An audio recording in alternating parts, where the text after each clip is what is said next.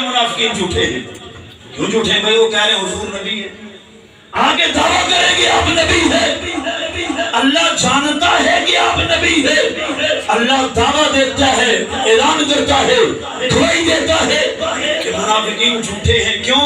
کسی منافق کی زبان سے ہمیں اپنے پیغمبر کی تعریف نہیں چاہیے، کسی داعیہ کی زبان سے ہمیں کسی مقدس ہستی کی تعریف نہیں چاہیے. مقدسات کی تعریف کے لیے بخاری، مسلم، ابن ماجہ، ترمذی، ابو داؤد، نسائی موجود ہے، پڑھانے والے شیوخ موجود ہے، محققین مفتیان موجود ہے. ہم کسی ڈاکٹر، پروفیسر، انجینئر کی بات ماننے کے لیے تیار ہو؟ بولو بابا، ماننے کے لیے تیار ہو؟ نہیں ہے. بس یہ میں نے بات کہہ دی، پھر کبھی موقع ملے گا اس پر تفصیلی گفتگو ہوگی. میں اب دعوت سخن دیتا ہوں، ایک مضبوط آواز، ایک محقق آواز اور ایک تحقیق کے گرد گھومنے والی آواز، درد دل رکھنے والی آواز. استاذ العلماء، مخدوم العلماء، مخدومی المکرم، استاذی المکرم حضرت مولانا شفیق الرحمان صاحب دامت برکاتہ العالیہ کہ وہ آپ کے سامنے آخری درس حدیث دیں گے. اہلا و سہلا و مرحبا.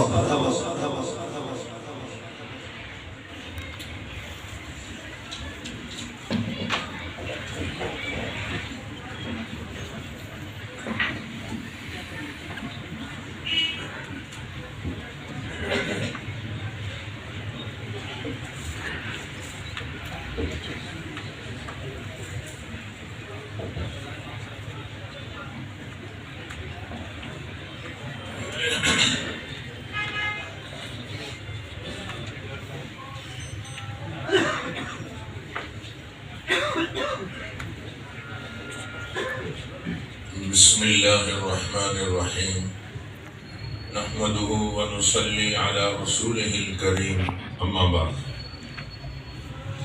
باب قول اللہ عز وجل ونضع الموازین القسط لیوم القیامة وأن أعمال بني آدم وقولهم يوزن.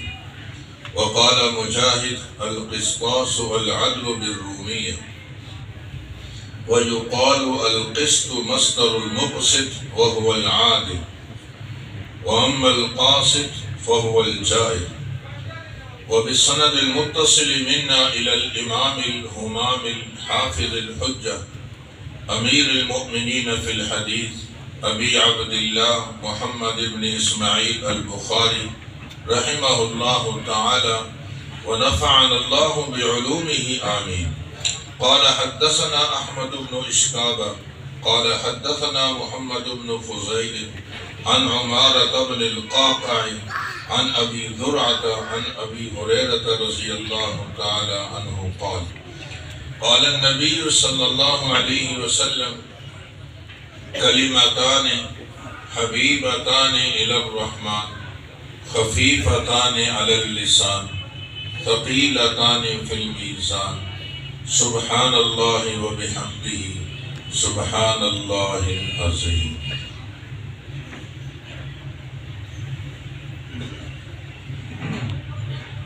میری آج کی اس مجلس میں گفتگو کے دو حصے. ایک حصہ تو کتاب اور صاحب کتاب کے حوالے سے چند گزارشات عرض کروں گا. اور یہ کتاب مدارس میں پڑھائی جاتی ہے تو جیسے ہمیں دودھ سے محبت ہے تو پیالے سے بھی محبت ہونی چاہیے جس میں دودھ ہے. ہمیں پانی اچھا لگتا ہے تو وہ گلاس بھی تو اچھا لگتا ہے جس میں وہ پانی رکھا ہوا ہوتا ہے. ہمیں منزل سے بھی محبت ہے اور منزل تک پہنچنے والے راستے سے بھی تو محبت ہونی چاہیے. اس لیے چند گزارشات میں مدارس دینیہ کے حوالے سے عرض کر کے انشاءاللہ اپنی بات کو سمیٹ لوں. کوئی آدمی اگر یہ چاہے کہ میں آج کے اس دور میں شیخ الحدیث حضرت مولانا زکریا صاحب رحمہ اللہ کی مجلس میں بیٹھ جاؤں تو ممکن ہوگا.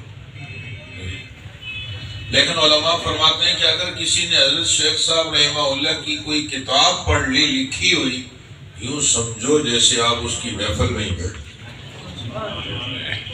آج کے دور میں کوئی یہ چاہے کہ میں علامہ انور شاہ کاشمیری رحمہ اللہ کی مجلس میں بیٹھ جاؤں تو مشکل ہوگا، لیکن اگر کوئی آدمی شاہ صاحب رحمہ اللہ کی لکھی ہوئی کتاب پڑھ لے تو یہ ایسا ہے جیسا کہ وہ اس کی مجلس میں بیٹھ گئے۔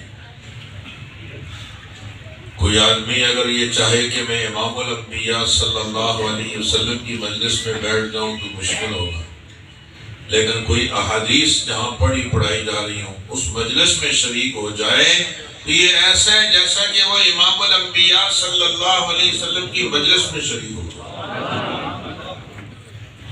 نصیب سے میرے رب نے کرم کیا، ہمیں چند لمحوں کے لیے حدیث کا طالب علم بننے کی توفیق عطا فرمائے۔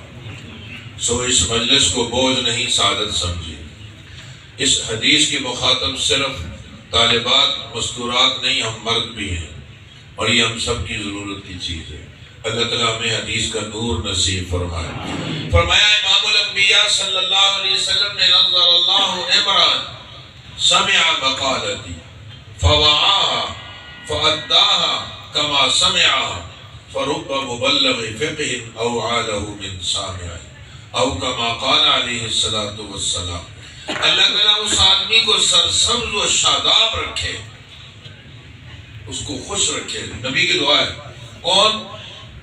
جس نے میری بات کو سنا، اس کو سمجھا، محفوظ کیا اور اوروں تک پہنچا دیا، اسے اللہ تعالیٰ، آپ نے ارشاد فرمایا صلی اللہ علیہ وسلم، اللہ اس کو خوش رکھے۔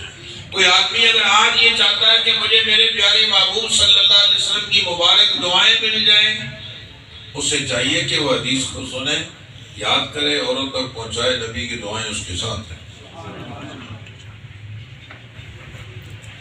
دوستو، یہ حدیث کا علم ہم تک ایسے ہی نہیں پہنچا، بہت محنتیں ہوئی، بہت محنتیں۔ وقت نہیں ہے تو میں آپ کو بہت سارے واقعات سناؤں، مگر ایک واقعہ ایمان تازہ کر دینے والا ہے، کتابوں میں موجود ہے، آپ نے سنا بھی ہوگا۔ حضرت بقی بن مخلد اندلسی رحمہ اللہ ایک محدث گزرے، حدیث کا علم حاصل کرنے کے لیے اندلس سے سفر کیا، مدینہ منورہ آئے، وہاں سے مکہ مکرمہ آئے، وہاں سے بغداد پہنچے،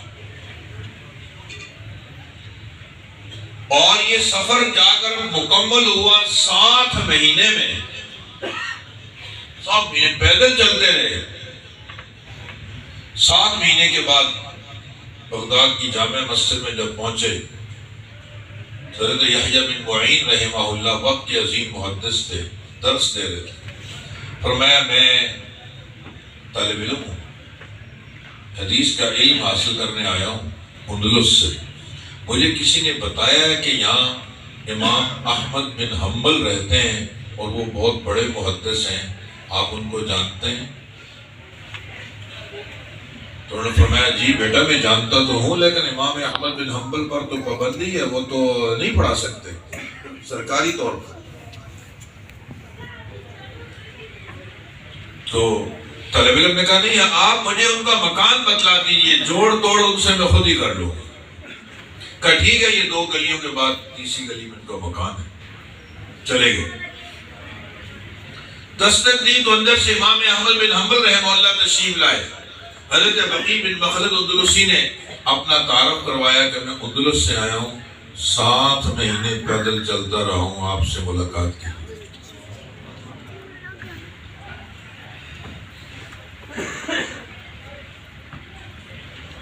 میں پڑھنا چاہتا ہوں۔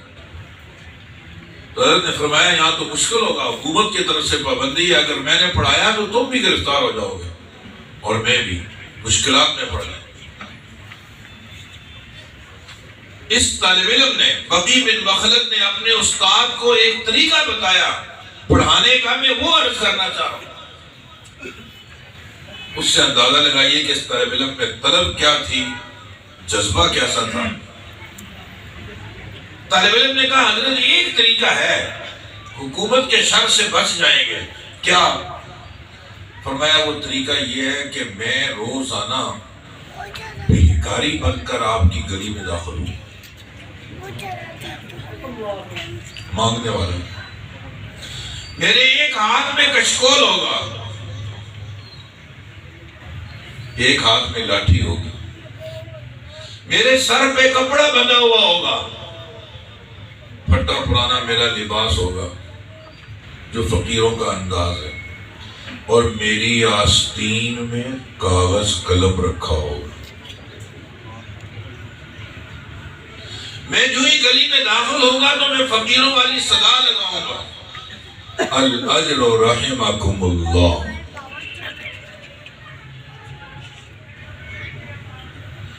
الاجر رحمکم اللہ، اللہ کے نام پہ کچھ دے دو، اللہ تم پہ رحم کرے۔ جب میں نماز میں جلدی جلدی آؤں گا نا، مجھے کسی سے لینا دینا تو ہے نہیں، اخفاء حال ہے، جو ہی میں آپ کے دروازے کے سامنے آ جاؤں تو بس آپ اندر سے کچھ نیت کر کے آ جانا اور مجھے ایک حدیث بتا دینا، میں آگے جا کر لکھ لوں گا، کاغذ قلم تو میرے پاس ہے۔ مشورے میں کہا ہوا یہ بات درست ہے۔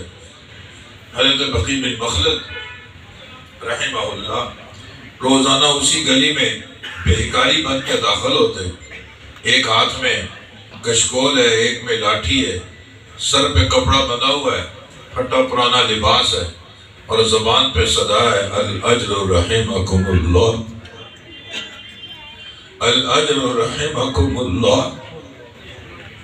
امام احمد بن حنبل رحمہ اللہ باہر تشریف لاتے، کچھ دیتے بھی تھے کہ جھوٹ نہ ہو، جتنا توفیق ہوتی تھوڑا اس کے ذہن میں پیسے بھی ڈالتے، اور جلدی جلدی 2 حدیثیں سناتے تھے۔ وہ آگے جا کر کاغذ قلم نکال کے جلدی سے حدیث کو محفوظ کر لیتا ہے، وہ یاد کر لیتا ہے۔ ایک 3 مہینے سے زائد عرصہ اس طرح گزرا، میرے رب نے ایسا انقلاب پیدا کیا کہ حکومت تبدیل ہو گئی، نیا جو بادشاہ آیا وہ امام احمد بن حنبل رحمہ اللہ کا ہم خیال تھا، اس نے آنے کے ساتھ ہی سب سے پہلا حکم یہ جاری کیا کہ حدیث کا درس سر عام ہوگا۔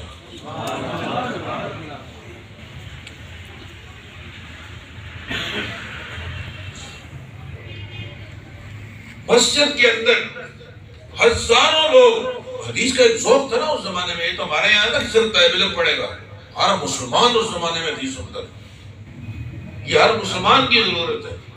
جب میں غفیر لگ گیا، ہزاروں لوگ امام صاحب کے ارد گرد جمع ہو گئے اور حدیث سننے کے لیے، یہ جو طالب علم تھا یہ سب سے آخر میں آیا، وہ کاپی اٹھائی ہوئی اور قلم لیے ہوئے پیچھے بیٹھ گیا، وہ بیٹھا اور استاد کھڑے ہو گئے، فرمایا اس طالب علم کو آگے آنے۔ آج کا یہ عظیم اجتماع اس طالب علم کی قربانیوں کی برکت سے ہے، اس کو آگے بلایا گیا۔ اس طرح محنتیں کر کے یہ کتاب، یہ احادیث کے ذخیرے آج ہمارے پاس۔ ایک امام بخاری رحمہ اللہ نے ایک بات باندھا ہے جلد اول میں، حضرت جابر بن عبداللہ رضی اللہ تعالیٰ عنہ ایک حدیث کے لیے حضرت عبداللہ بن انیس رضی اللہ تعالیٰ عنہ کے پاس سفر کر کے گئے، 1 مہینے کا سفر، اور 1 مہینے کے بعد جب پہنچے تو حضرت نے فرمایا اندر آ جاؤ، پہلے بیٹھو، کچھ کھانا پینا کا نہیں، پہلے حدیث کی سند متصل کرنی ہے، حدیث معلوم تھی، سند عالی کرنے کے لیے پہنچ گئے، اس کے بعد یہ جو آپ کے سامنے حدیث کی ایک کتاب ہے جس کا نام صحیح بخاری سے،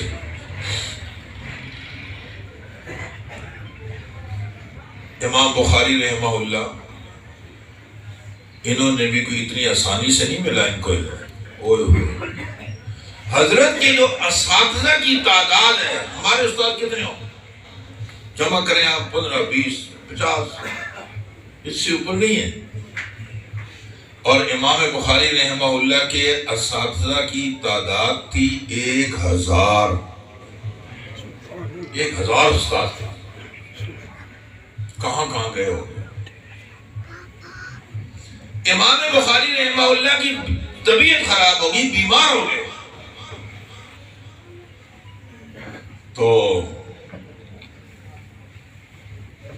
حکیم نے چیک کیا ان کا قارورہ پیشاب، چیک کر کے حکیم نے یہ کہا کہ یہ ایک ایسے مریض کا پیشاب ہے جو کھانے میں سالن استعمال نہیں کرتا، صرف روٹی کھاتا ہے، امام بخاری رحمہ اللہ کے مالی حالات بڑے خراب تھے، اتنے پیسے ہی نہیں تھے کہ سالن کے انتظام کریں، خشک روٹی کھاتے تھے۔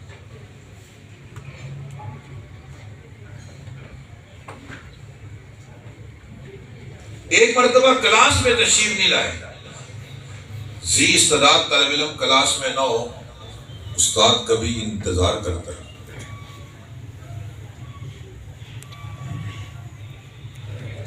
تو استاد نے پوچھا کہ ایک طالب علم بھیجا، پتہ کر کیا ہوا محمد کیوں نہیں آئے؟ محمد نام تھا۔ تو پتہ کیا تو معلوم یہ ہوا کہ پہننے کے لیے ایک ہی جوڑا کپڑوں کا تھا، وہ آج دھویا ہوا ہے، میں ایک چادر میں لپٹ کے گھر بیٹھا ہوا ہوں، میں کلاس میں آ نہیں سکتا۔ طلبہ نے آپس میں چندہ کر کے حضرت کو ایک الگ سے جوڑا بنا کر دیا۔ میں اپنی طالبات اور ماؤں بہنوں کی توجہ چاہوں گا، آج کے دور میں اتنا اندازہ ہی نہیں ہوتا کہ ایک عورت کے کل کپڑے ہیں کتنے۔ اب تو مردوں کو بھی پتہ نہیں ہے، طلبہ کو بھی پتہ نہیں۔ کسی زمانے میں یہ تھا کہ طلبہ کے علم میں ہوتا تھا کہ میرے 2 ہی جوڑے ہیں، 3 جوڑے ہیں، 1 2 3 1 2 3۔ اب ماشاءاللہ اللہ نے فراوانی عطا فرمائی۔ امام بخاری رحمہ اللہ کے پاس پہننے کے لیے دوسرا جوڑا نہیں، اگر کام کتنا بڑا کرے۔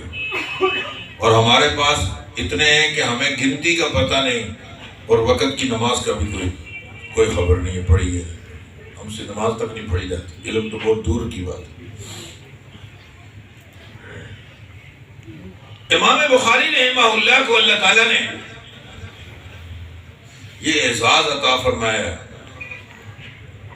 کہ بیک وقت یہ بہترین محدث بھی، مفسر بھی ہیں، فقیہ بھی ہیں، مورخ بھی ہیں، صوفی بھی ہیں۔ ان سے بڑا صوفی بھی کوئی نہیں ہوگا۔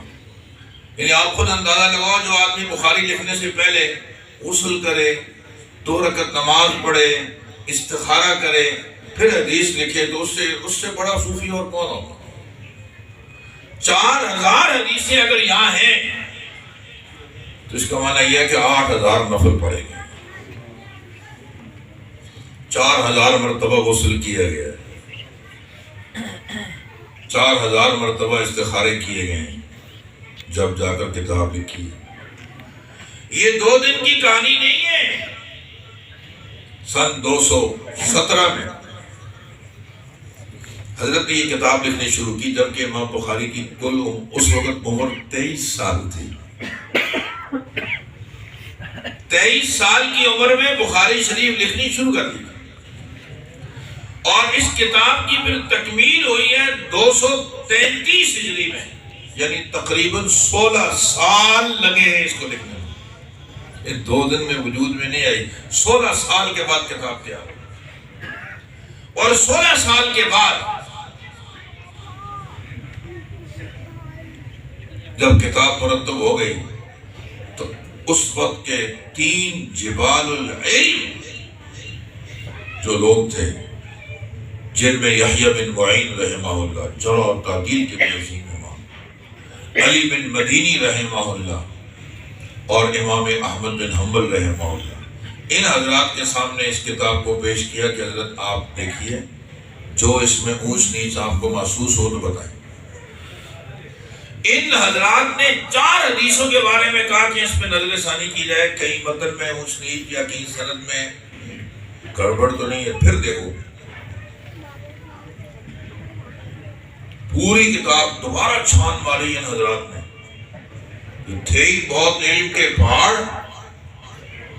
مگر تحقیق اور نظر ثانی کے بعد یہ بات سامنے آئی کہ جو کچھ امام بخاری نے لکھا ہے وہ درست اور صحیح ہے۔ ایسے تھے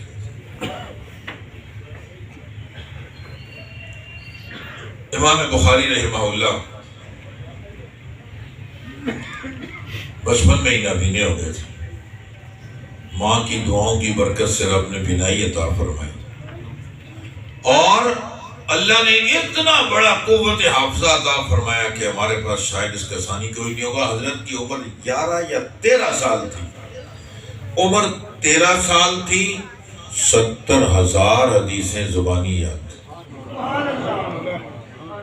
استاد نے اپنے آئے ہوئے ایک مہمان سے ذکر کیا، تم تھوڑی دیر پہلے آ جاتے نا، ایک بچے سے تمہاری ملاقات کرواتا اور تمہیں اس ایسے بچے سے ملاقات کرواتا جس کو 70,000 حدیثیں زبانی یاد ہے۔ کہ چلو کل آ جاؤں گا، دوسرے روز دوبارہ آئے، ان سے ملاقات کرو۔ بیٹا آپ کو 70,000 حدیثیں یاد ہیں؟ امام بخاری کا جواب سننے کے قابل ہے۔ فرمایا الحمدللہ صرف 70,000 حدیثیں ہی نہیں، مجھے یہ بھی یاد ہے کہ یہ حدیثیں کس سے مروی ہیں، اس کا نام کیا ہے، بلدیت کیا ہے، کون سے علاقے کا رہنے والا ہے اور اس کا انتقال کب ہوا ہے۔ مجھے یہ بھی یاد۔ اللہ تعالیٰ نے جس سے کام لینا ہوتا ہے نا، اس کو پھر ایسی صلاحیتیں عطا فرما دیتے ہیں۔ خیر، امام بخاری رحمہ اللہ نے جو باب باندھا ہے، عام محدثین یہاں ایک بات کہتے ہیں، میں بھی وہی آپ سے عرض کر رہا ہوں، لیکن میں اس پر تشکیل ایک الگ چاہتا ہوں۔ شارحین نے لکھ دیا کہ باب باندھ کر امام بخاری رحمہ اللہ نے معتزلہ کا رد کیا کہ معتزلہ عقل کے مطابق چلتے تھے۔ جیسے ابھی حضرت نے اشارہ کیا کہ موجودہ دور کے بہت سارے فتنے ایسے ہیں جو صرف عقل پرست ہیں، وہ جو ان کے دماغ میں آ جائے وہی صحیح ہے۔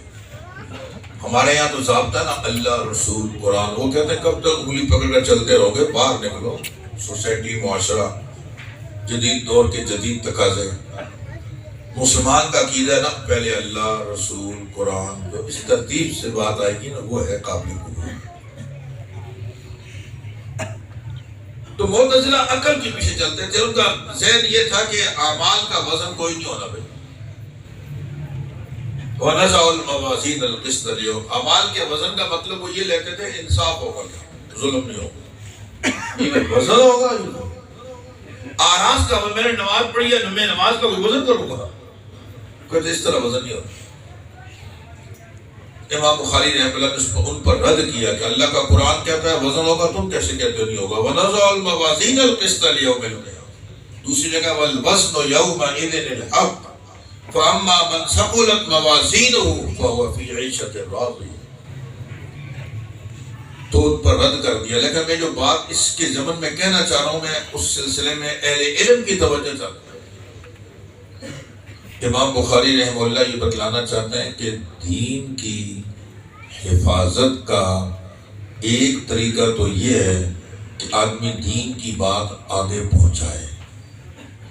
میں نماز پڑھتا ہوں، میں نے بے نمازی کو بھی نماز پہ کھڑا کر دیا، اس نے اور کھڑے کر دیے، اس نے اور نماز بھی یوں کرتے کرتے کرتے دین، یہ دین کی حفاظت ہے، یہ بھی کام ہے کرنے کا، کوئی اس میں مذائقہ نہیں ہے، کرنا چاہیے، دین کی حفاظت ہوگی۔ دین کی حفاظت کی ایک شکل اور بھی ہے، وہ یہ کہ کوئی باطل فرقہ اگر سر اٹھائے اسے کچلو، تو غلط کر رہے، یہ صحیح نہیں ہے۔ امام بخاری رحمہ اللہ نے دیکھا کہ معتزلہ نے سر اٹھایا کہ اعمال کا وزن نہیں ہوگا، یہ دم جگہ کیسے نہیں ہوگا۔ وَنَزَعُ الْمَوَازِينَ الْقِسْطَ، بلکہ امام بخاری رحمہ اللہ نے پوری کتاب بانی ہے، کتاب توحید کی طرف نہیں، الرد علی الجہمیہ، بلکہ بعض حضرات فرماتے ہیں کتاب الایمان میں تو امام بخاری نے وہ باتیں بیان کی جو ایمان کے تقاضے ہیں، یہ کرو، یہ کرو، یہ کرو، اور کتاب التوحید میں امام بخاری نے وہ چیزیں لائی ہیں کہ یہ مت کرو، یہ بھی ایمان ہے، یہ نہیں کرو، یہ نہیں کرو، یہ نہیں کرو، یہ بھی ایمان کا تقاضا ہے۔ صرف کرنے والے اعمال لے لیے، جن کو چھوڑنا ہے وہ نہیں لیے۔ قُلْ هَٰذِهِ سَبِيلِي أَدْعُو إِلَى اللَّهِ عَلَىٰ بَصِيرَةٍ أَنَا وَمَنِ اتَّبَعَنِي، دعوت دینی، یہ کام کرو، یہ کرو، یہ کرو، یہ کرو، مگر وَسُبْحَانَ اللَّهِ وَمَا أَنَا مِنَ الْمُشْرِكِينَ، یہ بھی بولنا ہے۔ تو اہل علم کی ذمہ داریوں میں ایک عام ذمہ داری یہ ہے کہ وہ نظر رکھیں معاشرے میں، کہیں بدعت سر اٹھا رہی ہے، کہیں اور عقائد کے خلاف کوئی بندہ سر اٹھا رہا ہے اور دین پہ حملہ آور ہو رہا ہے، علماء کو چاہیے فوراً بولیں گے یہ غلط ہے، ایسا نہیں ہوگا۔ میں اپنی ماؤں بہنوں کی توجہ چاہتا ہوں، یہاں پہ ہم مسجدوں میں نا مرد کو تیار کرتے ہیں کہ فلاں کام سنت کے خلاف ہے، نہیں کرنا، اس کو بدعت کہتے ہیں، نہیں کرنا۔ اچھا وہ بالکل تیار ہو جاتا ہے، بالکل ٹھیک ہے امام صاحب میں آئندہ ایسے کروں، شادی آ رہی ہے، دیکھو اس طرح سنت یہ ہے، اس کے خلاف نہیں کرنا، کسی کا انتقال ہو گیا ہے، دیکھو بھئی یہ سنت ہے، اس کے خلاف نہیں کرنا، وہ بیچارہ یہاں بالکل ایگری ہو گیا، 1 گھنٹہ تقریر سنی، متاثر ہوا، گھر میں گیا، جا کر کہا کہ امام صاحب نے یہ کہا ہے، یہ کہا ہے۔ ہماری مائیں بہنیں گھر میں ایک ہی جملہ بولتے ہیں، خوشی کا دن ہے، کوئی نہ، کسی کا انتقال تھوڑا ہوا ہوا کہ شادی میں یہ نہیں کریں، سب کچھ کریں، فلاں کام بھائی یہ بدعت ہے، یہ فلاں، ایک جملہ گھر میں کہہ دیا، بیوی نہیں مانے، یہ سب کچھ ہوگا۔ ہم نے ہمیشہ اپنے بڑوں کو دیکھا کرتے، بس کرتے۔ میں اپنی ماں بہنوں سے یہ عرض کرنا چاہ رہا ہوں کہ سنت کو زندہ کرنے میں اور بدعات کو مٹانے میں گھر والے مردوں کا، اہل علم کا ساتھ دیجئے۔ آپ کی یہ بھی ایک ذمہ داری ہے کہ غلط چیزوں کو مٹائیں۔ آپ یہ ذہن بنائیں کہ یہ جو سنت کے خلاف کام ہوگا وہ ہمارے یہاں قابل قبول نہیں، خواہ وہ کتنا ہی لذیذ لگے، سنت کے خلاف ہے ختم۔ امیر معاویہ رضی اللہ تعالیٰ عنہ بیت اللہ کا طواف کر رہے تھے اور ہر کونے کو بوسہ دینے لگے،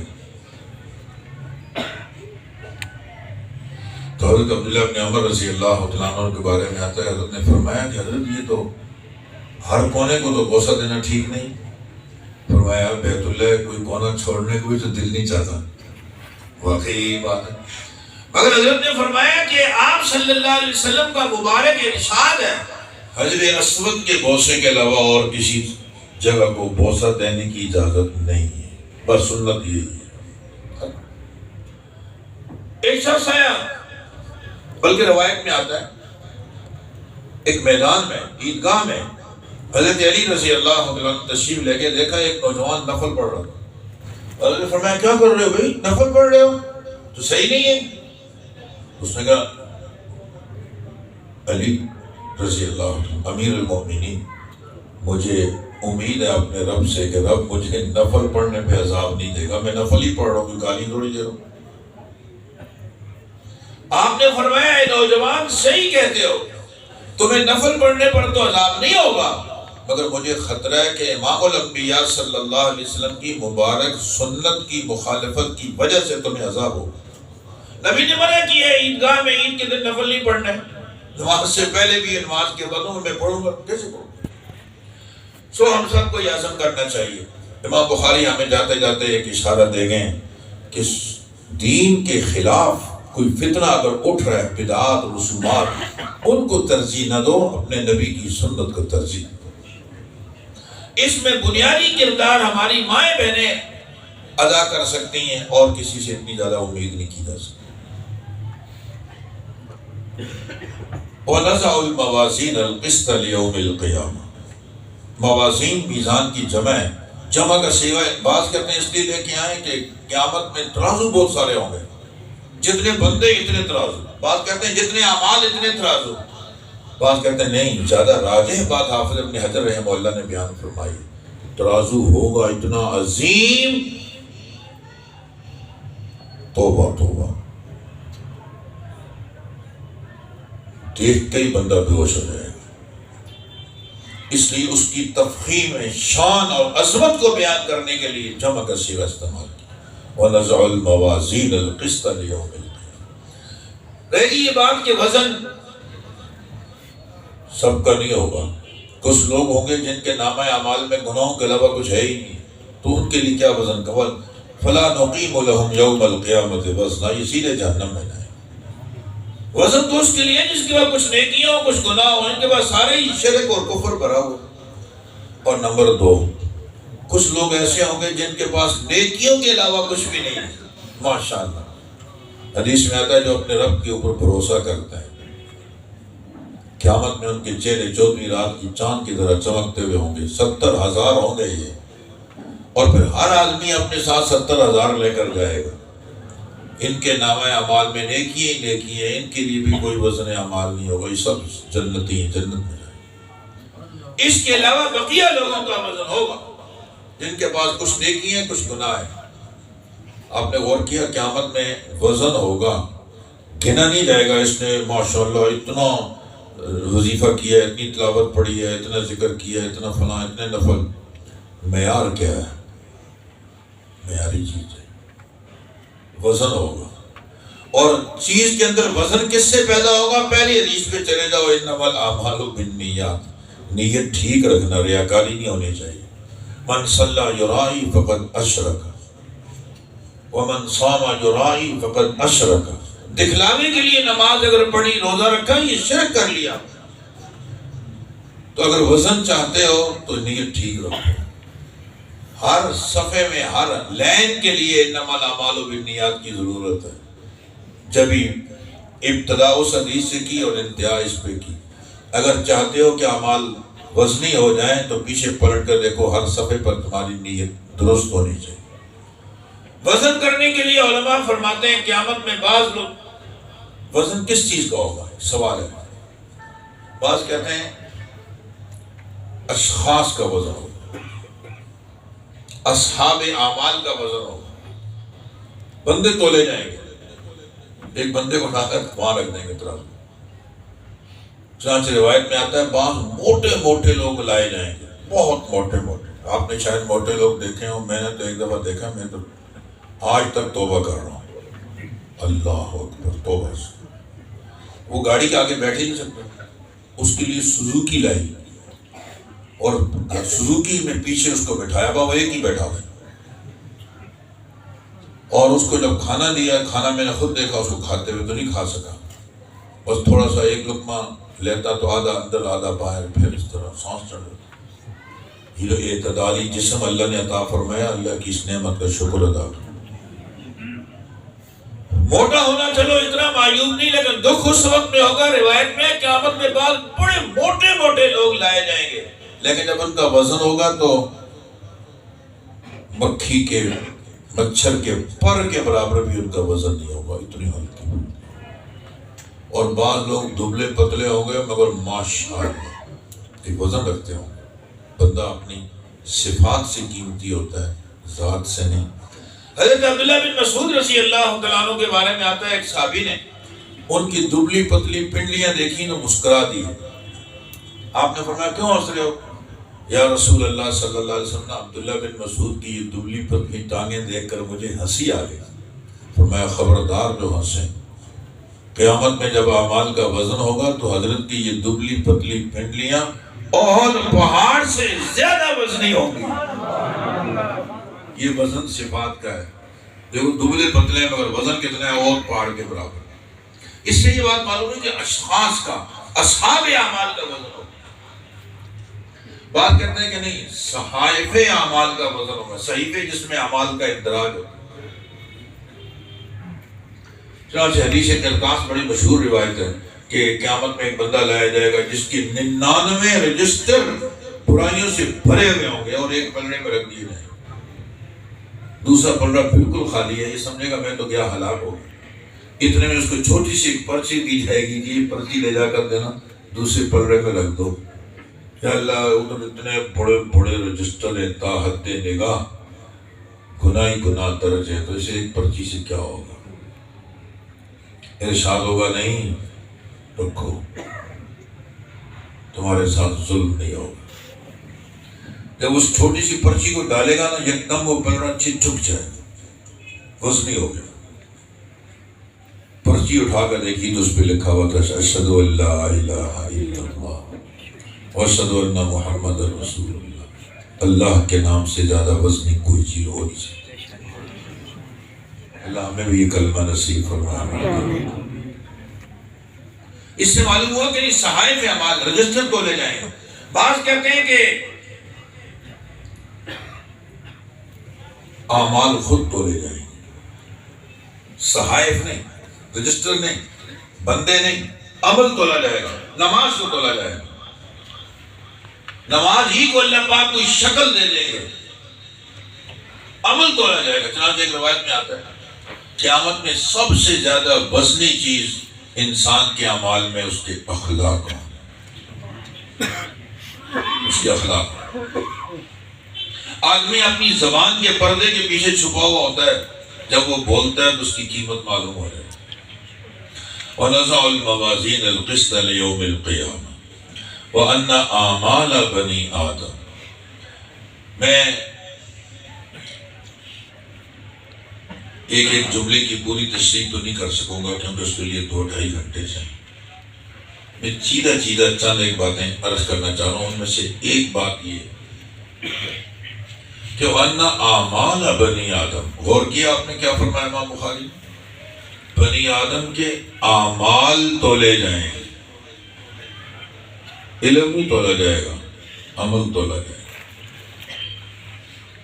علم نہیں تولا جائے گا. یہ بہت بڑے علامہ صاحب ہیں، ان کے پاس بہت علم ہے. معلومات تو شیطان سے زیادہ ہمارے پاس نہیں ہے. سب سے بڑا عالم تو شیطان ہے. اگر شیطان کا عقیدہ اور عمل ٹھیک نہیں تھا تو تباہ ہو گیا. وَأَنَّ أَعْمَالَ بَنِي آدَم. عمل تولے جائیں گے، علم نہیں.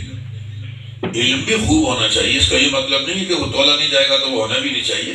اخلاص کے ساتھ جو علم ہوگا اسی سے تو عمل پیدا ہوگا. عمل بھی تو بندہ علم پر کرے گا نا، علم کے مطابق کرے گا. لیکن اپنی معلومات پہ قناعت نہ کرو، اپنے عمل کو وزنی بناؤ. قیامت میں عمل کا وزن ہو.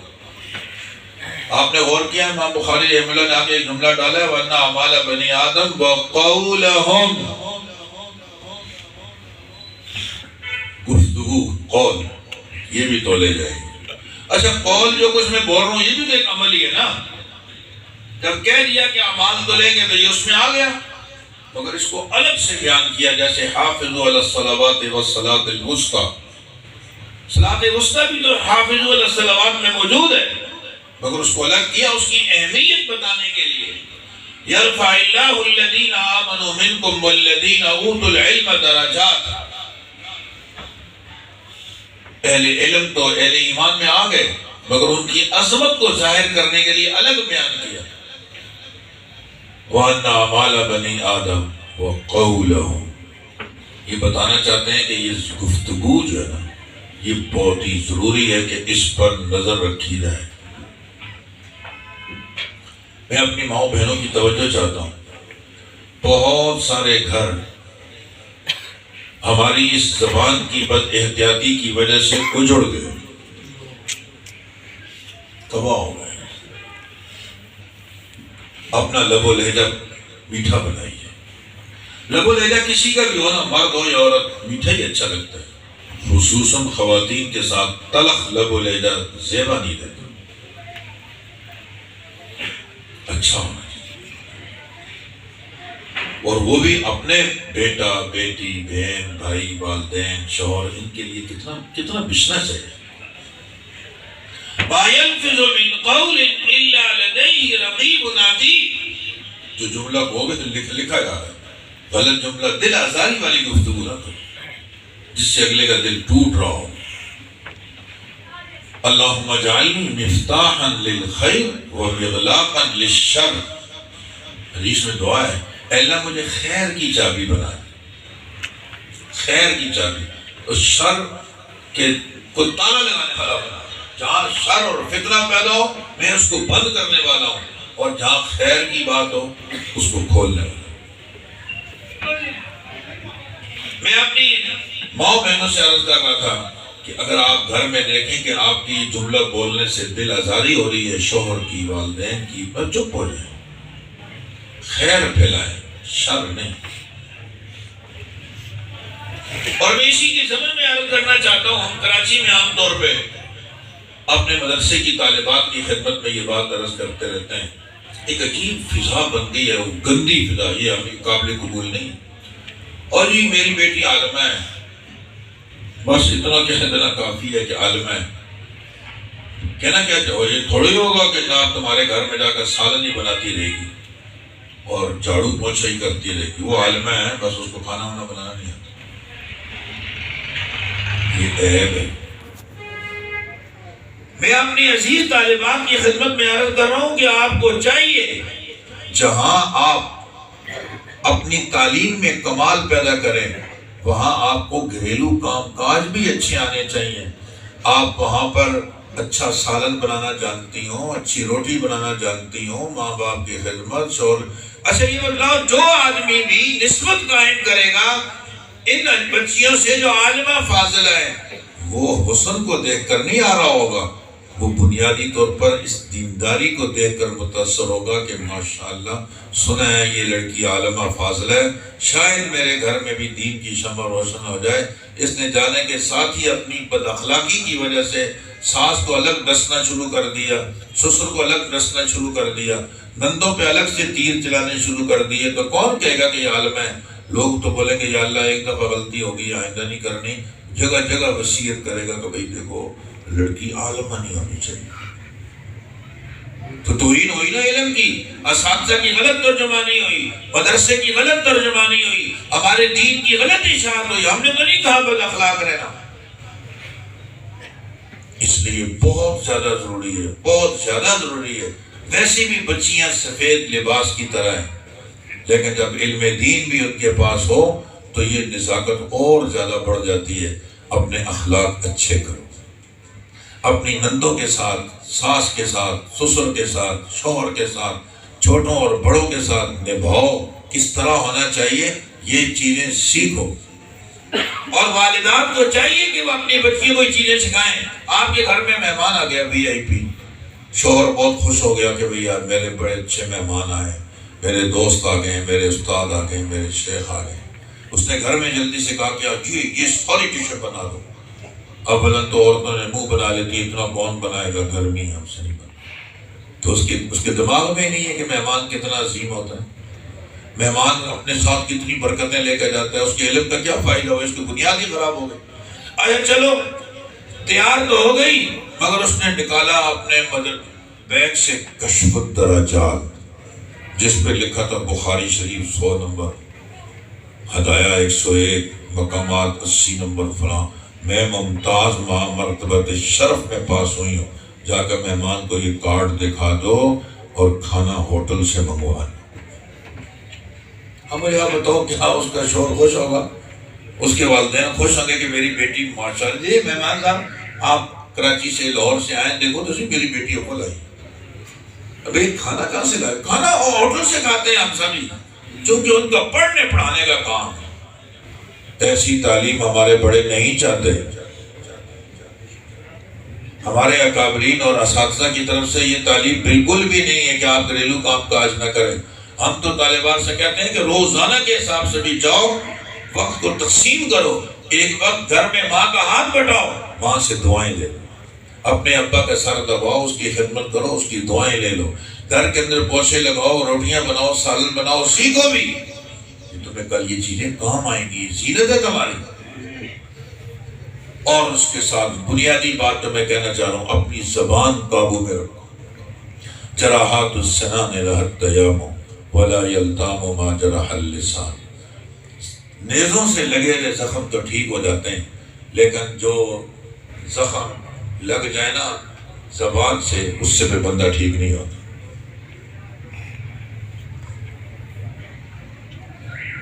جرمہ صغیر جرمہ کبیر، زبان ہے تو چھوٹا سا جسم اس کا، جرمہ صغیر مگر جرمہ کبیر، اس کے جرائم بہت بڑے بڑے ہیں۔ امام بخاری نے متوجہ کر دیا وَأَنَّ أَعْمَالَ بَنِي آدَمَ وَقَوْلَهُ، اور میں نے خاص طور سے اپنے عزیز طالبات کو اور ماں بہنوں کو متوجہ کیا ہے کہ اپنے گھروں کو خدا نہ تباہ ہونے سے بچاؤ۔ اگر یہ تباہ ہوں گے تو میری اور آپ کی غلط زبان سے ہوں گے، اور یہ اگر جڑیں گے آباد ہوں گے تو اس زبان سے آباد۔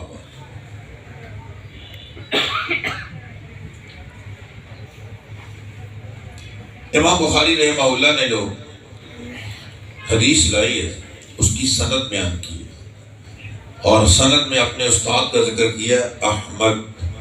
توجہ کرنا، سب سے پہلے اس حدیث جس استاد سے لائی ہے وہ تھے حمیدی، اور یہ ہے احمد، دونوں کا مادہ ایک ہی ہے، حمد۔ امام بخاری بتانا چاہتے ہیں اپنے رب کی تعریف کرو از اول تا آخر، زندگی بھر اس پہ گزارو، میری کتاب بھی از اول تا آخر محمود ہی محمود۔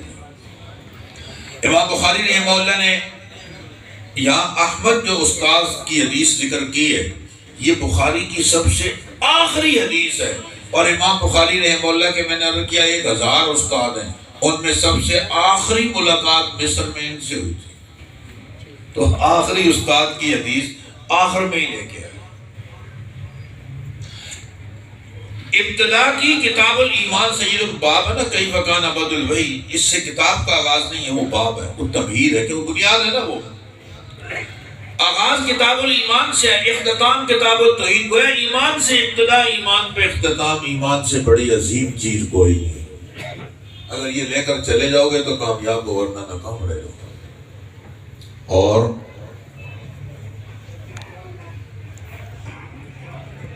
حدیث جو بیان کی اس میں جو راوی ہیں، توجہ کرنا، پہلے راوی ہیں محمد بن فضیل، احمد بن اشکاب، دوسرے ہیں محمد بن فضیل، تیسرے ہیں عمارہ بن قاقا، چوتھے ہیں ابو زرع، پانچویں ہیں ابو ہریرہ، ٹھیک ہے۔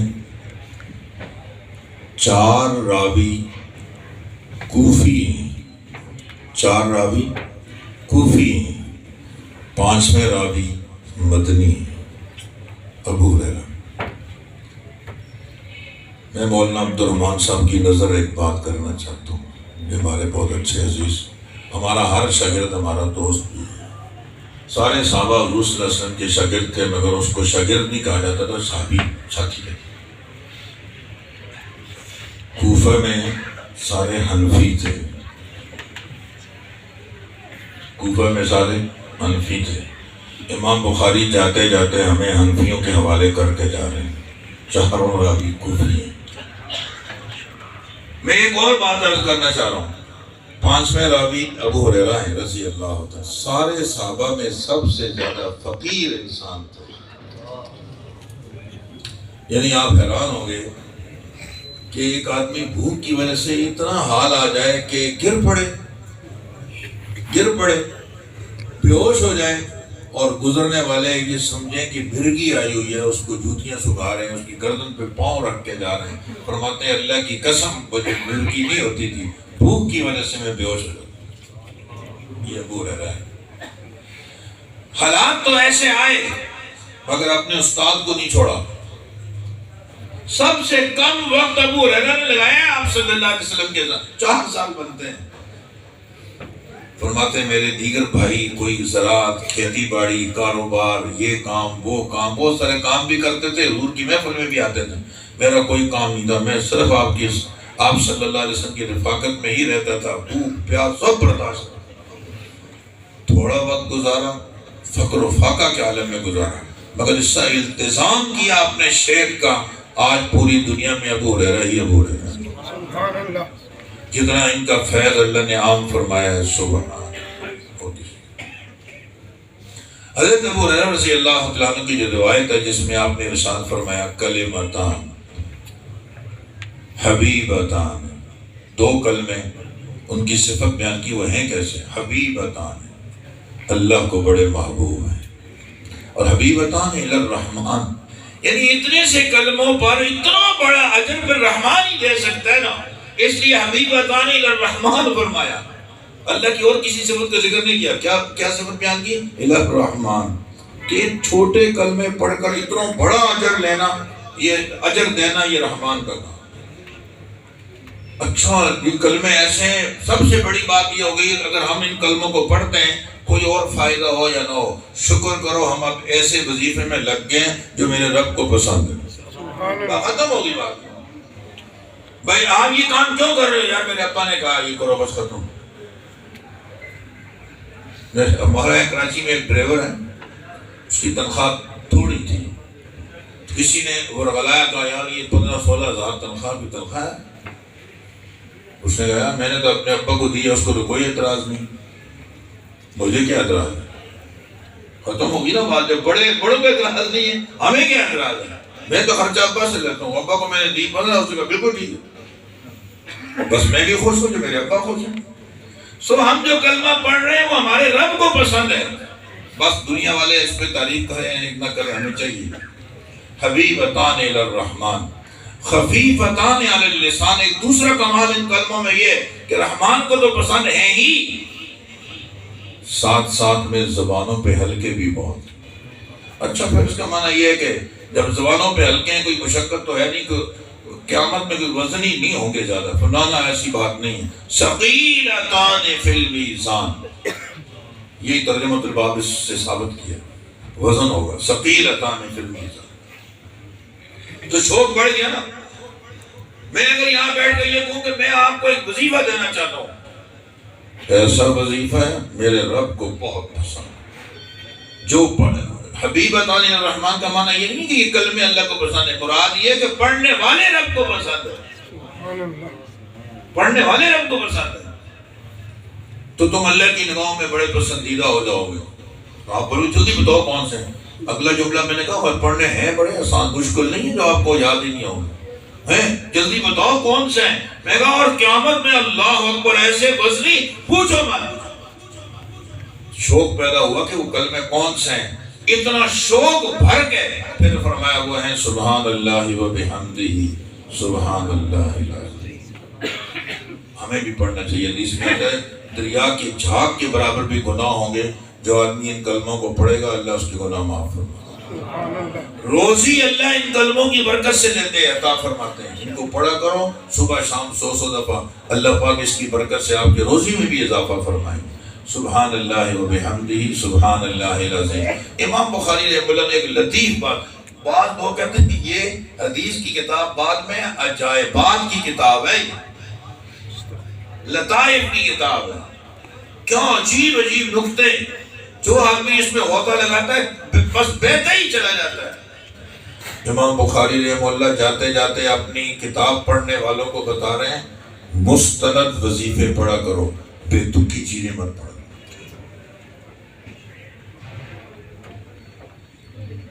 کون سے وظیفے پڑھیں؟ پہلا باب باندھا ہے کیف کان بدء الوحی الی رسول اللہ صلی اللہ علیہ وسلم۔ اگر اعمال میں وزن چاہتے ہو تو اعمال وہ کرنا جو وحی سے ثابت ہو، اپنی طرف سے نہ گھڑ لینا۔ 2 رکعتیں پڑھو، پہلی رکعت میں یہ اور دوسری میں یہ اور فلاں میں یہ اور فلاں میں یہ، اگر وحی سے ثابت ہے تو وزن نہیں ہے، ورنہ کوئی وزن نہیں۔ تجربات الگ چیز ہوتی ہے، وحی الگ چیز، حدیث الگ چیز۔ کسی تجربے کو حدیث کی طرف منسوب نہ کرو۔ تجربات صحیح بھی ہو سکتے ہیں، غلط بھی ہو سکتے ہیں، ہمارے اکابرین کے بہت سارے تجربات ہیں، ہم ان کی تردید نہیں کرتے، مگر کوئی آدمی یہ بولے حدیث میں یہ ہے تو ہم بولیں ثابت کرو۔ من کذب علی متعمدا فلیتبوأ مقعدہ من النار، مشکل ہو جائے گی۔ امام بخاری رحمہ اللہ فرماتے ہیں ان اعمال کو کرو جو وحی سے ثابت ہوں، وظیفے بھی وہ کرو جو مستند ہوں۔ امام الانبیاء صلی اللہ علیہ وسلم کے ارشاد فرمودہ چیزیں مستند تھیں۔ غیر مستند چیزوں میں ایک دفعہ میں ایک قبرستان کے پاس سے گزرا نا، میں آج تک یہ بات نہیں بھولا، بہت پہلے بھولا۔ اچانک اندر سے قبر سے ایک بندہ باہر آیا۔ اب آپ بتاؤ مغرب کے بعد کا وقت تھا، میں تو ڈر گیا، یا اللہ پتہ نہیں کیا ہو گیا، مردہ اٹھ کے باہر آ گیا۔ جب چوئی باہر آیا نا، اس بندے نے مجھے پہچانا، امام صاحب میں ہوں۔ میں کہا میں ہوں کیا مطلب ہے، کون ہوں؟ میں فلاں بات۔ خیریت تو تھی، یہاں کیا کر رہے؟ آپ کو پتہ ہے نا میں بہت پریشان ہوں، تو میں کسی ساتھی کے پاس گیا تھا، مجھے اس نے کچھ وظیفہ بتایا پڑھنے کے لیے، مگر بتایا کہ ٹوٹی ہوئی قبر کے اندر پڑھنا ہے، اور یہ قبر تھوڑی سی ٹوٹی ہوئی ہے، زیادہ میں مجھے بھی ڈر لگتی ہے، تو اس لیے میں یہاں بیٹھ کر تھوڑا سا پڑھا۔ میں نے دکھاؤ، آپ یقین کریں شرکیہ کلمات بھرے ہوئے۔ کیوں ایسے غیر مستند معالجین کے پاس اور عاملوں کے پاس جاتے جو تمہیں شرک پڑھنے کے لیے دیں؟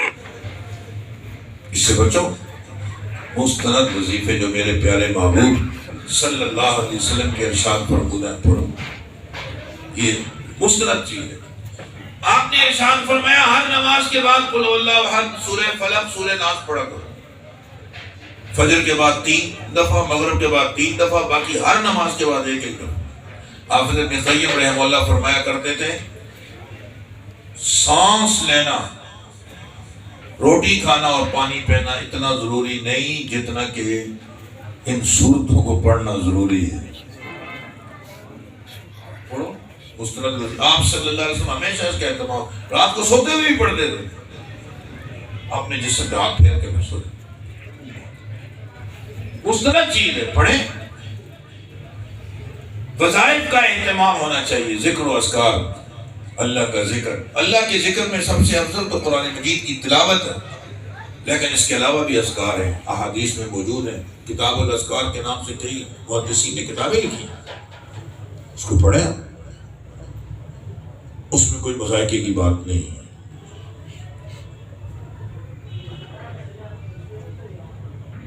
میری گفتگو کا ایک حصہ مکمل ہو گیا، وقت ہے کہ میں دوسرے کو شروع کروں یا ختم ہے؟ میری آخری درخواست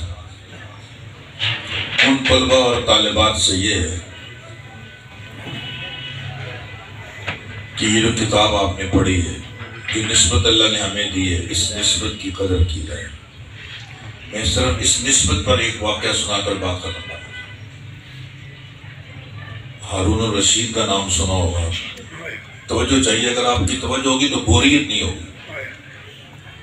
ہارون الرشید کے پاس ایک بندہ ایک دفعہ آیا، کہنے لگا بادشاہ سلامت انعام چاہیے، انعام دے۔ بھائی کس بات کا انعام؟ کہنے لگا میں ہوں بہروپیہ، لوگوں کو دھوکے دیتا ہوں، فراڈ کرتا ہوں، تو مجھے اس پہ انعام چاہیے، فراڈ کرنا۔ اب تو انعام ایسی چیزوں میں ملتے ہیں نا۔ کراچی میں ایک دفعہ اخبار میں تھا کہ ایک بندے نے انعام حاصل کیا ہے، کیوں؟ اس کے ناخن بہت بڑے بڑے تھے، اس پہ اس نے انعام دیا، اگلے نے انعام دیا۔ ایک کے بال بالکل پاؤں تک پہنچے ہوئے تھے، کہنا میں نے بہت خدمت کی ہے بالوں کی وجہ، اس پہ انعام ملنا چاہیے۔ ایک نے کہا میرا قد بہت چھوٹا ہے، اس پہ انعام ملنا چاہیے۔ کسی نے کہا میرا قد بہت لمبا ہے، اس پہ انعام ملنا۔ بھائی یہ کہیں نہیں سنا ہوگا آپ نے کسی عالم کو، حافظ کو، ہاں بہت اچھی تلاوت اور اچھی نعت پڑھنے والے کو انعام دیا گیا ہو، ان چیزوں میں کوئی رغبت نہیں۔ خیر، تو ہارون الرشید سے کہنے لگا میں ہوں بہروپیہ، فراڈیا، مجھے انعام دو۔ فراڈ کرنا بھی تو ایک فن ہے، کوئی آسان کام تھوڑی۔ ہارون الرشید نے کہا ٹھیک ہے دے دوں گا، مگر شرط یہ ہے کہ یہ دھوکہ مجھے بھی دے دو۔ جس دن میں دھوکے میں آ گیا نا، میں سمجھوں گا تم واقعی ماہر فن ہو۔ اس نے کہا کوئی مسئلہ ہی نہیں ہے، آپ کو بھی دے دوں گا۔ اٹھ کر چلا گیا، باہر گیا، جا کر پگڑی شگڑی باندھی، جھپا چھپا لیا، ہاتھ میں تسبیح لی، مسلح ڈالا، اللہ اللہ شروع۔ تو بندہ جب کسی کو بزرگ کو دیکھے نماز پڑھ رہا ہے اور حلیہ ٹھیک ہے، نمازیں تسبیحات چڑھ رہی ہیں، تو کیا کہتے ہیں یار میں بہت پریشان ہوں، دعا کرنا۔ لوگ پریشان ہیں۔ اس نے ایک نے دعا کرائی، دوسرے نے، تیسرے نے، کسی کا کام تو ہوگا نا۔ جو لوگ بتوں سے مانگتے ہیں اولاد ہوتی ہے کہ نہیں؟ اولاد تو اللہ نے دی، اور اس نے اپنے دماغ میں ظاہری اعتبار سے بتوں کو سمجھ یہی سب کچھ کرتے۔ قبر والوں سے جا کر مانگ رہے ہو، پیروں سے یہ مجھے بیٹا دے دے تو بیٹی دے دے، دینا تو اللہ ہی نے۔ یہب لمن یشاء اناثا ویہب لمن یشاء الذکور، اللہ ہی نے کرنا ہے، مگر وہ قبر کے اوپر سجدے کر رہا ہے۔ اس کے عقیدے میں تو قبر والے نے دیے، حقیقت میں میرے رب نے دے دی۔ تو لوگوں نے دعائیں کروانی شروع کر دی، جس کا کام ہو گیا اس نے 10 بندے اور متوجہ کر دیے، رش لگ گئے۔ کسی نے ہارون الرشید کو کہا کہ باہر کوئی بزرگ تشریف لائے، ماشاءاللہ کیا دنیا ٹوٹ گئی اس سے، لوگ دعائیں کروا رہے ہیں۔ بادشاہ بہت قدردان تھا اہل اللہ کا، اس نے کہا یار ہمیں بھی جانا چاہیے، کہ چلو۔ وزیر کو لیا، وہاں پہنچ گئے، دیکھا کہ دنیا آئی ہوئی ہے، آپ دعائیں کروا رہے ہیں۔ بادشاہ سلامت آگے ہوئے، توجہ کرنا، کہا کہ دعا فرما دے میرے لیے۔ اس نے دعا کر دی، دعا ختم ہوئی، اس نے اپنے وزیر سے کہا کہ یہ اشرفیوں کی ایک تھیلی صاحب کی خدمت میں پیش کرو۔ اتنی بڑی تھیلی جب پیش کی نا، اس نے پاؤں سے ماری ٹھوکر، تھیلی ادھر لگی، اٹھاؤ اس کو لے جاؤ، ہمیں دھوکے دیتے ہیں، ہم کوئی دنیا کے پجاری وہ ہیں چاہنے والے اور مر بیٹھنے والے دنیا میں نہیں چاہیے۔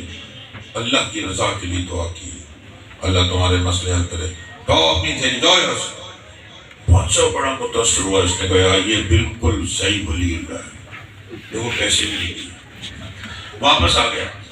اپنے ایمان میں جو ہی بیٹھا نا، اتنے میں جی پیغام آ گیا کہ باہر بندہ آیا، ملنا چاہتے ہیں۔ جی بھیجو، کون ہے؟ بھیجا تو جی میں انعام لینے آیا ہوں۔ کیسا انعام؟ کون ہو؟ جی میں بہروپیہ ہوں، دھوکے دینا میرا کام ہے، میں پہلے بھی حاضر ہوا تھا، ہاں تو میں نے بتلایا تھا نا کہ مجھے دھوکہ دو گے تو میں انعام دے دوں گا، ورنہ میں کیوں دوں؟ تو صاحب ابھی دعا کس سے کروا کے آ رہے ہو؟ وہ بزرگ میں ہی تو تھا، میں تو حقیقت میں بے روپیہ ہوں، لیکن یہ کہ آپ کو دھوکہ ہوا کہ نہیں، آپ نے مجھے بزرگ سمجھ کر دوزانوں کا بیٹھے دعا بھی کروائی. یہ یار تو وہ ہے، بڑا دھوکہ ہوا مجھے یار. کمال. چلو یار وزیر سے کہا اس کو تھوڑا سا دے دو یار. تو تھوڑا نہیں صاحب، مجھے بڑا انعام چاہیے ٹھیک ٹھاک کر کے. بادشاہ نے کہا یار ایک بات بتلاؤ، میں تمہیں اس ٹائم اتنی بڑی اشرفیوں کی تھیلی دے رہا تھا بھری ہوئی، تو نے لی کیوں نہیں؟ اس بیروپیہ نے ایک جواب دیا ہے جس کے لیے میں نے اتنا لمبا وقت لے لیا آپ سے. بس وہ جواب سنانے کے لیے میں اس تمہید کو میں نے باندھا ہے اور ہم نے اسی جواب کو سنانا چاہتا ہوں. بیروپیہ نے کہا صاحب جب آپ نے تھیلی پیش کی نا تو اس وقت میں نے اہل اللہ کا لباس پہنا ہوا تھا، اللہ والوں کے لباس میں تھا. اگر میں وہ تھیلی لے لیتا تو اللہ کے نیک بندے اولیاء اللہ کا لباس داغدار ہو جاتا. کہ اللہ والے ایسے ہوتے ہیں.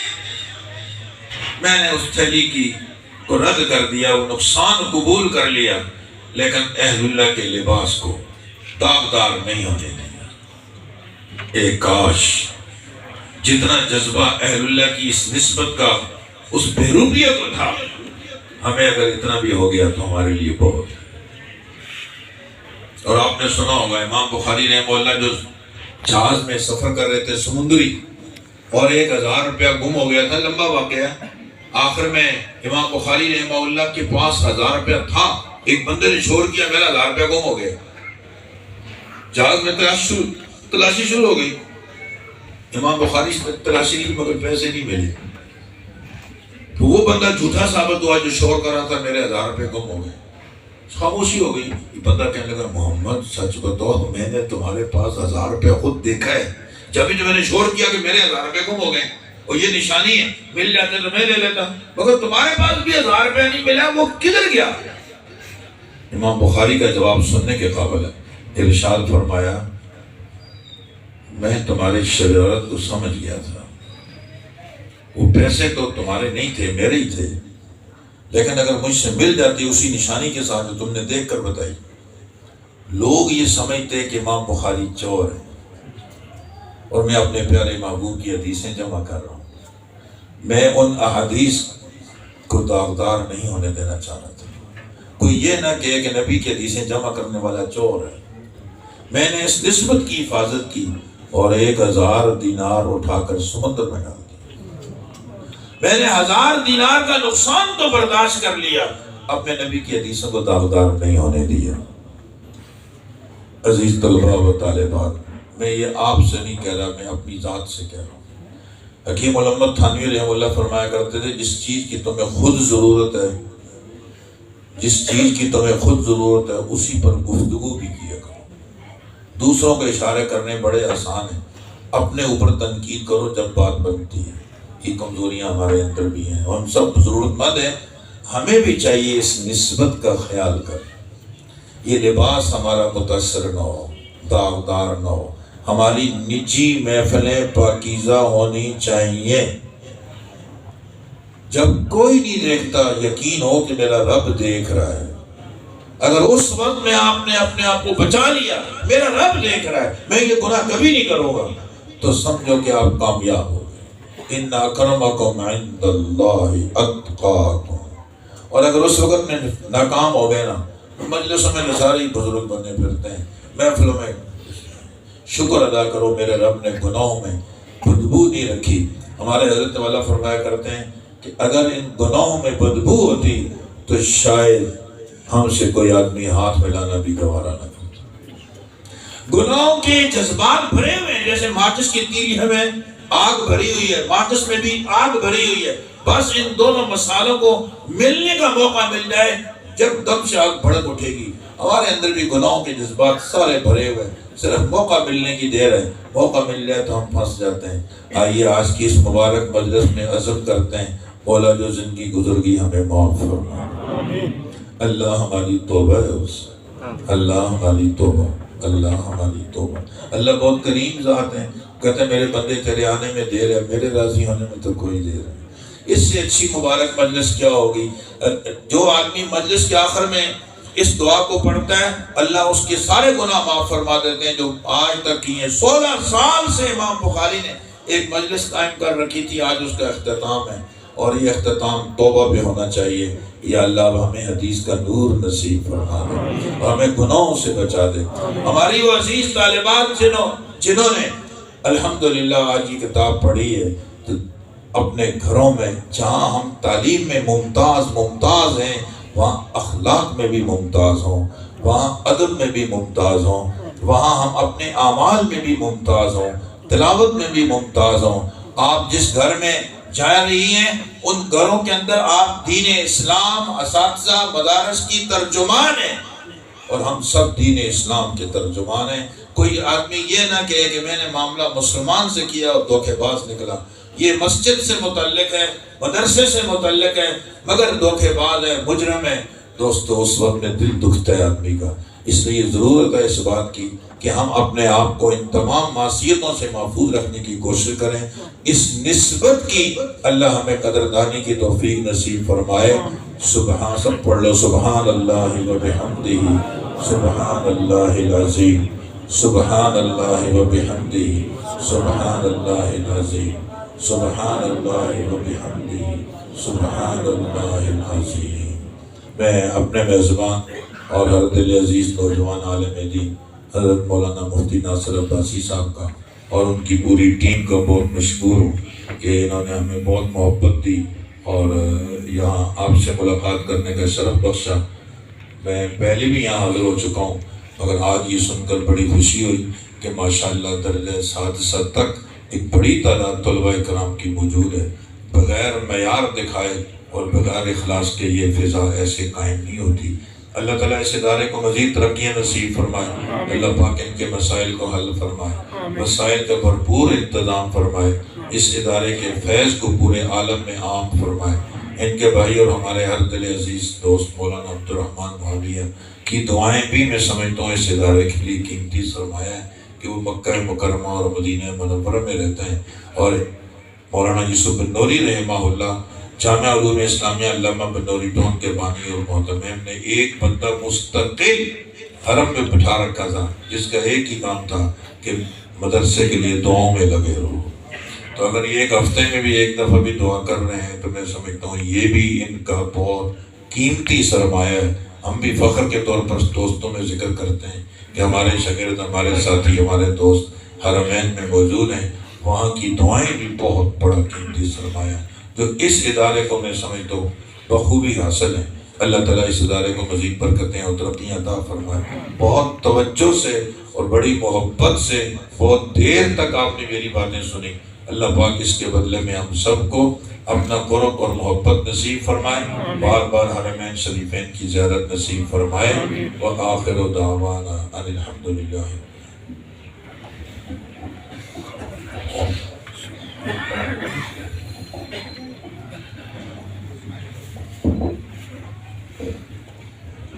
ابھی انشاءاللہ نماز عصر پڑھیں گے اور نماز عصر کے بعد سارے احباب بیٹھیں گے اسی طرح جیسے ابھی اتنے پیار سے اور اہتمام سے بیٹھے ہیں، اور اس کے بعد انشاءاللہ پروگرام جاری ہوگا۔ اگر یہ عشاء تک بھی چلا جائے تو کوئی مسئلہ نہیں ہے نا؟ تسلی کر لیں، کوئی مسئلہ نہیں ہے۔ بس دعا فرمائیں انشاءاللہ، اللہ کرے مغرب لیٹ ہو جائے، یعنی آج وہ آدھا گھنٹہ نا 2 گھنٹے کے برابر ہو جائے۔